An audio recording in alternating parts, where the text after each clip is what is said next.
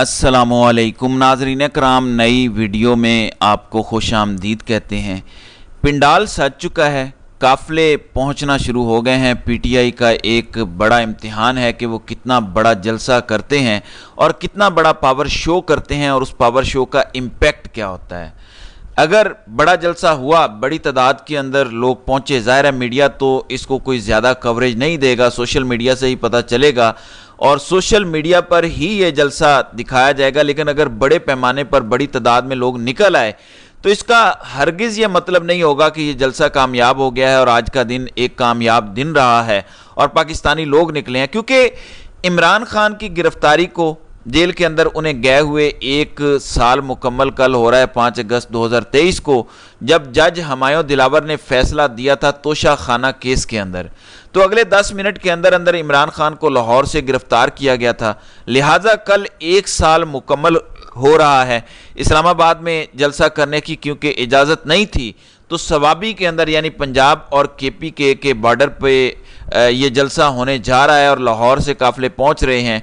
पंजाब से दूर दराज इलाकों से काफ़िले आज ही पहुंच रहे हैं और पंजाब के करीबी इलाकों से कल सुबह काफ़िले निकलेंगे। तो मैंने कहा कि इस जलसे के बड़े होने का इम्पैक्ट सिर्फ एक दिन का नहीं होगा, इसका इम्पैक्ट लॉन्ग टर्म होगा। और अगर ये छोटा सा जलसा हुआ, फजूल सा जलसा हुआ, खाना पूरी की गई, तो फिर भी इसका इम्पैक्ट लॉन्ग टर्म होगा। ये जलसा डिसाइड करेगा पीटीआई की ताकत को कि इमरान खान के बगैर कितनी बड़ी तादाद में लोग इमरान खान के लिए निकल सकते हैं और कितनी बड़ी तादाद में लोग आए हैं। और अगर पीटीआई कोई स्ट्रीट पावर, कोई मूवमेंट बड़ी शुरू करने जाती है, कोई लॉन्ग मार्च करती है, तो क्या वो जो विजुअल्स आते हैं इमरान खान के होते हुए उस तरह के विजुअल्स आएंगे, उतनी बड़ी तादाद में लोग होंगे? अगर तो हो गया बड़ा जलसा, हर तरफ जलसा जलसा हो गई, लोग ही लोग हो गए, तो फिर इसका प्रेशर बहुत ज़्यादा बढ़ेगा। नफसियाती तौर पे हुकूमत भी फारिग हो जाएगी और इस्टेब्लिशमेंट को भी पता चल जाएगा। अभी तो जमात इस्लामी ने धरना दिया हुआ है, तो अगर ये निकल आए यानी पीटीआई वाले, तो फिर ये सेटअप, ये सिस्टम नहीं चलेगा। लिहाजा ये जलसा बड़ा होना पीटीआई के लिए इंतहाई ज़रूरी है। तैयारियां तो की जा रही हैं, अभी से तैयारियां लोग कर रहे हैं, अभी से पहुंच रहे हैं। अब देखते हैं कि होता क्या है, क्योंकि ये हुकूमत घबराई हुई है और पीपल्स पार्टी अब इन सारी चीज़ों से शायद तंग हो रही है, या जो लोग तंग हैं उनमें एक इम्प्रेशन ये क्रिएट कर रही है कि देखें हम थोड़ा सा डिस्टेंस क्रिएट कर रहे हैं, थोड़ा सा फासला रख रहे हैं इस हुकूमत से ताकि हमें गालियां कम पड़ें। क्योंकि नैयर बुखारी पीपल्स पार्टी के सीनियर रहनुमा हैं, उन्होंने मशवरा दिया है हुकूमत को कि असम्बलियाँ तहलील करें, नए इलेक्शन की तरफ जाएं, फौरी तौर पे वज़ीर आज़म एडवाइस करें, असम्बली तहलील कर दें। क्योंकि वज़ीर आज़म कहता है कि मेरी हुकूमत ख़तरे में है, मैं प्रेशर में हूँ।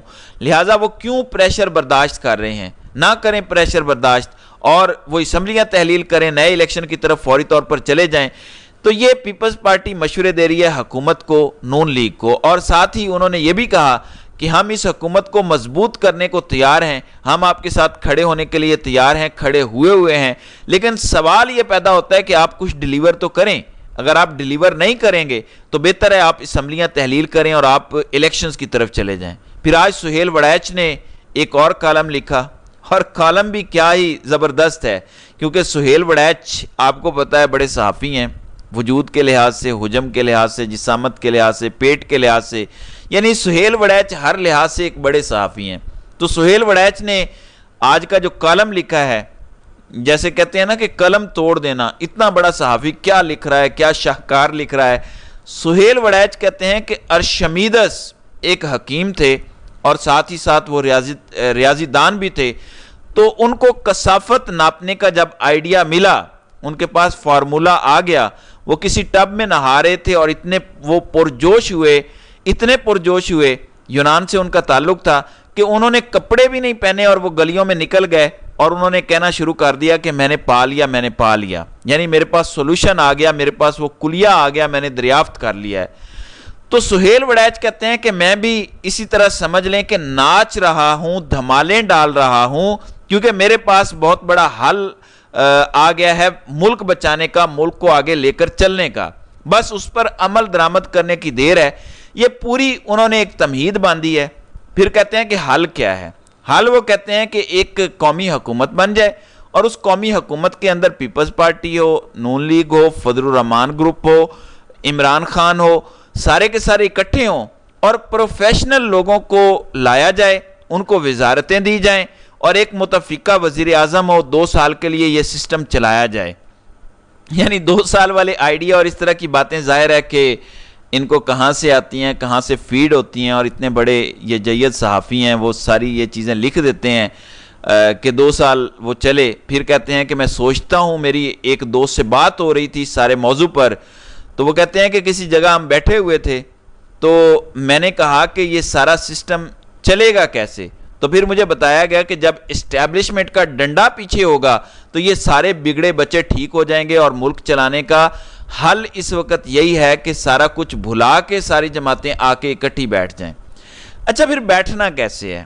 مشورہ ہے کہ اتفاق میں برکت ہے، بیٹھنا کیسے ہے؟ کیا نون لیگ نے اپنی 17 سیٹوں کے ساتھ بیٹھنا ہے، یا پھر وہ جو 100 سیٹیں انہیں دلوائی گئی ہیں اس کے ساتھ بیٹھنا ہے؟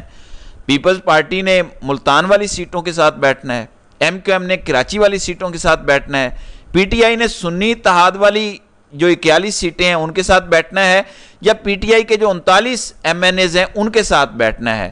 پھر سپریم کورٹ کے اقلیتی فیصلے کے ساتھ بیٹھنا ہے یا اکثریتی فیصلے کے ساتھ بیٹھنا ہے؟ یعنی بات وہ کرنی چاہیے جو قابل عمل ہو۔ یہ ویسے ہی جو کھچڑیاں پکانا ہوتا ہے نا، کہ آپ کسی جھونپڑی کے اندر بیٹھے ہوں اور آپ خواب دیکھ رہے ہوں کہ ابھی میں اٹھوں گا اور پیرس میں جا کر کھانا کھاؤں گا، تو جو چیزیں نہ ہو سکتی ہوں اس کو وہ کہہ رہے ہیں کہ میں نے حل نکال لیا، میں نے پا لیا، میں ارشمیدس سے بھی بڑا ہو گیا اور میرے پاس بڑا فارمولہ آ گیا۔ تو انہوں نے کہا کہ قومی حکومت سارے مل کر بیٹھیں اور اکٹھی بنائیں۔ اچھا پھر اپوزیشن کون ہوگی؟ اور اسمبلی کا تو ایک ہی اصول ہے کہ ایک قائد حزب اختلاف ہوتا ہے اور ایک قائد اقتدار ہوتا ہے جو وزیر اعظم ہوتا ہے، تو حزب اختلاف کون ہوگا؟ یعنی عجیب و غریب کہانیاں ہیں۔ اس سے بہتر یہ ہے کہ سہیل وڑیچ اپنے مالکوں سے یہ کہیں، جو ہمارے بڑے بھی ہیں، بزرگ ہیں، صحافی ہیں، استاد ہیں، تو وہ اپنے بڑوں سے کہیں کہ خود ڈائریکٹ آ جائیں، اس سارے سیاستدانوں کو سائیڈ پہ کریں، پہلے بھی تو کمپنی آتی رہی ہے تو اب بھی آ جائیں، خود ڈائریکٹ چلا کے ذرا اچھے طریقے سے دکھا دیں، ذرا تجربہ کر لیں، پہلے بھی تجربات کرتے آئے ہیں، ہو سکتا ہے کوئی افاقہ ہو۔ اور جس طرح کی صورتحال ہے، جیسے 2 ججوں نے خط لکھا، نوٹ لکھا، اور انہوں نے کہا کہ فیصلہ ماننے کی ضرورت ہی نہیں ہے۔ او بھائی جان، اگر آپ کہہ رہے ہیں کہ کوئی فیصلہ ماننے کی ضرورت ہی نہیں ہے الیکشن کمیشن کو، تو پھر تو پورے ملک کو ان عدالتوں کو ماننے کی ضرورت نہیں ہے۔ یہ جو پاکستانی روز آ کے عدالتوں کے ساتھ فراڈ کرا کے جاتے ہیں، جو وکیلوں کو الگ پیسے دیتے ہیں، آگے سے وکیل جو ہیں وہ سادے لوگوں کو چھین لیتے ہیں، وکیلوں سے اگر بچ جاتے ہیں تو ان کے منشی جو ہوتے ہیں وہ کھلڑی ادھیڑ لیتے ہیں، اور اس کے بعد ججز کے ساتھ وہ فکس ہو رہے ہوتے ہیں۔ کوئی کہتا ہے میرے جج کے ساتھ تعلقات ہیں، کوئی کہتا ہے جج کے ریڈر کے ساتھ تعلقات ہیں۔ تو پھر پاکستانیوں کو پورے عدالتی سسٹم سے علیحدہ ہو جانا چاہیے جو انہیں چوس رہا ہے۔ پھر جو ڈیٹس ملتی ہیں اس میں بھی پہلے پھر وکیل منشی کو کہتا ہے، پھر منشی ریڈر کے پاس جاتا ہے، ریڈر اپنا حصہ وصول کرتے ہیں، اس کے بعد آپ کو بتایا جاتا ہے کہ بھائی جان اگلے مہینے کی فلاں تاریخ کو آپ کی پیشی ہے، آپ نے 2 منٹ پیش ہونا ہے، اور پھر اگلی پیشی پڑ جانی ہے۔ تو پھر پاکستانیوں کو کیا ضرورت ہے، کیا مصیبت پڑی ہے کہ وہ اس عدالتی سسٹم پر یقین رکھیں؟ پھر ان 2 ججز کے جو نوٹ ہے، اس کے بعد عطا تارڑ نے ایک اچھی پریس کانفرنس کھڑکا دی ہے، وہ تو موقع کی تلاش میں تھے، انہوں نے کہا کہ سبحان اللہ، 2 ججز نے اختلافی نوٹ لکھ دیا ہے۔ وہ جس طرح سستی باتیں کرنے والی ہماری وزیر اعلیٰ پنجاب ہے، یا جس طرح کی سستی اور گھٹیا گفتگو پروگراموں میں عظمہ بخاری کرتی ہے، یا پروگراموں میں جس طرح کی گفتگو وہ ڈڈو چارجر کرتا ہے، تو اس طرح کا نوٹ ان دونوں ججوں نے لکھا ہے، جس کا آج عطا تارڑ نے بھرپور فائدہ اٹھایا اور کہا کہ کیا ہی بہترین فیصلہ ہے، اور ہم 200% متفق ہیں ان 2 ججز کے فیصلے کے ساتھ۔ بہرحال کے پی کے معاملات پر بھی نظر رکھنے کے لیے عمران خان نے ایک کمیٹی بنا دی ہے تاکہ چیک رکھا جائے علی امین گنڈا پور پر اور ان کی کابینہ پر کہ کیا یہ ڈیلیور کر رہے ہیں یا نہیں کر رہے۔ اور اس سلسلے میں شاہ فرمان، قاضی انور جو سینئر وکیل ہیں، پھر مصدق عباسی، ان کی ایک کمیٹی عمران خان نے بنا دی ہے تاکہ چیک رکھا جا سکے۔ لہٰذا یہ سب کچھ پاکستان میں چل رہا ہے۔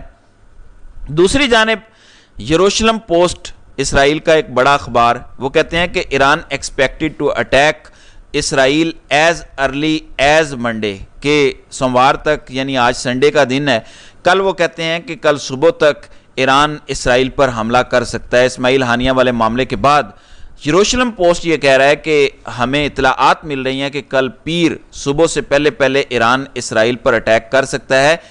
اب اس اٹیک کے بعد کیا جنگ پھیل جائے گی، کیونکہ ایٹمی ہتھیار جو امریکی ہیں اور ان کے جو بحری بیڑے ہیں اور جو ان کے F-16 جہاز ہیں یا F-35 جہاز ہیں وہ سارے اسرائیل پہنچ چکے ہیں۔ تو اس اٹیک کا مطلب کیا ہوگا اور اس کا امپیکٹ پاکستان پر کیا پڑے گا، اس وقت ان چیزوں کو سوچنے کی ضرورت ہے۔ لیکن پاکستان میں صحافت بھی الگ طرح کی ہو رہی ہے اور حکومت بھی الگ طرح کی ہو رہی ہے، اور ایجنسیاں اور اسٹیبلشمنٹ نے بھی ایک الگ سے تماشا لگا کے رکھا ہوا ہے۔ تو ناظرین کرام، آپ کی اس ویڈیو کے حوالے سے کیا رائے ہے؟ آپ اپنی رائے کا اظہار کامنٹ سیکشن میں ضرور کیجیے گا۔